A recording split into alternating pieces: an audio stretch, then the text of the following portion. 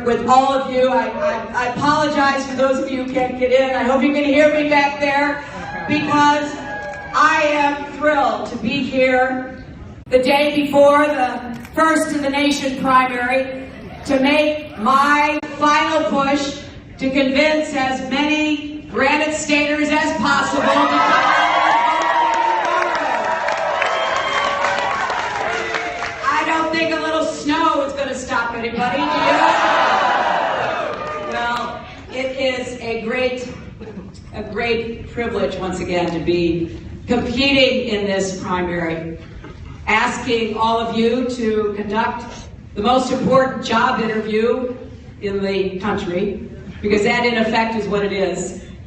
And I know voters in New Hampshire give everybody a first, a second, sometimes a third, and a fourth look.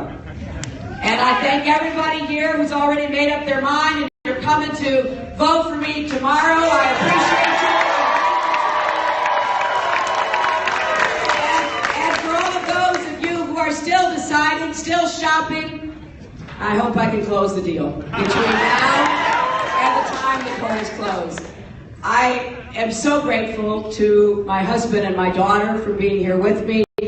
I do just love having the chance to have my daughter with me any chance I can get. And I appreciate the great help she gives me and the opportunity I have to see my granddaughter whenever possible. But I also am reminded every time I think about her or any of the young people in this audience that this is what this election really is about. And to all the young people who are supporting me, I thank you from the bottom. And to all the young people who are supporting my opponent, I thank you too. I thank you for being part of this process, for understanding the importance of getting involved in the politics of America if you want the future that you deserve. And I will say this to them: you may not support me now, but I will always support you. And I will always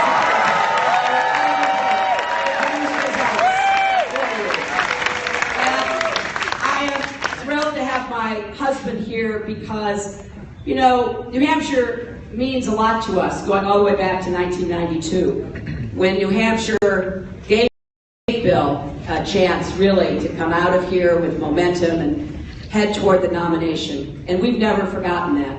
We've also never forgotten how important it was to make the changes happen that he talked about in that campaign. There were a lot of places in this state in '92 that were in bad economic straits. A lot of small factories being closed, production being shipped overseas. The empty buildings in some places outnumbered those that were in use. And so it's a thrill for me to go back, for example, to Claremont and to see the revitalization of that town because of a law that my husband passed, the new market tax credit, that enabled the people of Claremont to get a better shot at a better economic future for themselves. So we can actually meet people here in this state who know what it takes to turn the economy around because they experienced it. I only wish we hadn't gotten off track in 2001. Because honestly, I believe that so much of the anger, the insecurity, the fear and worry that people feel now about the economy, about our prospects, about what's going to happen to young people coming out of college with debt or unable to find a job that really gives them the best possible opportunities, is related to the choices that were made starting in the Bush administration. Bad choices for America, wrong choices for the economy, taking their eyes off the financial markets, deregulating and turning a blind eye to the mortgage markets, and having us end up in the worst financial crisis since the Great Depression.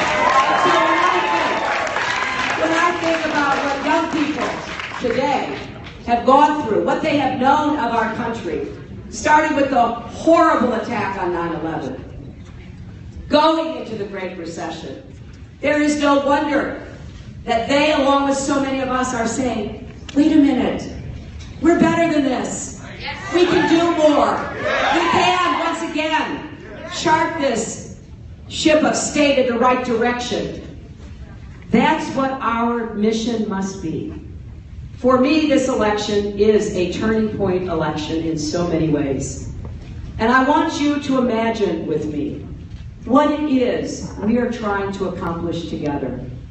Imagine an economy again that produces many, many millions of new jobs, with rising incomes, with pathways of opportunity for advancement.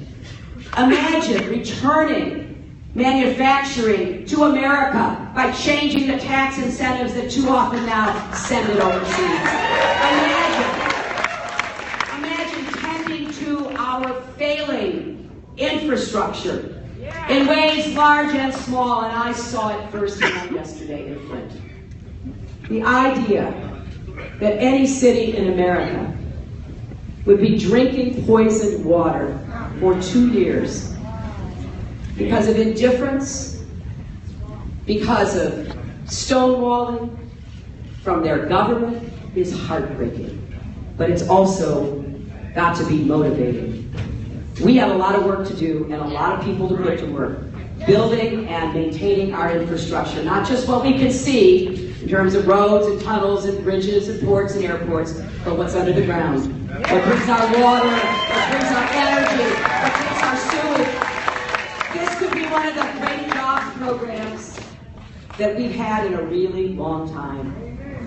I was at a small diner this morning having some breakfast with Bill, and one of the men there said to my husband, "Thanks so much for that economy. I worked all the way through it." I want to work again, but more than that, I want my kids and my grandkids to work. That's what we have to think of. Imagine an economy that once again produces those kinds of good jobs. Imagine an economy where incomes are rising again, not stagnant, where people are working harder than ever but not getting ahead. Imagine that we combat climate change by going right at clean renewable energy.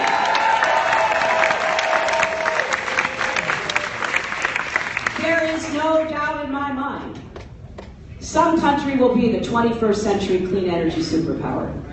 I think the best odds are Germany, China, or us. I want it to be us. I know it can be us. I know we can create the technology, we can create the jobs and the small businesses, and even export.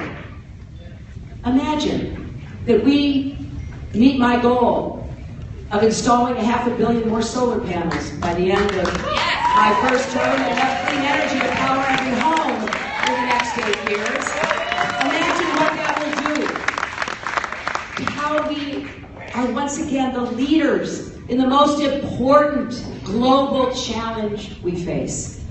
Imagine getting back to being #1 in creating small businesses instead of where we are.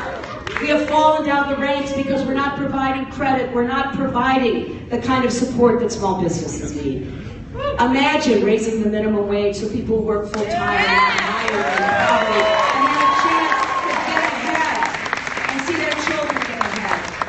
And yes, let's imagine, finally, making sure women get equal pay for equal work.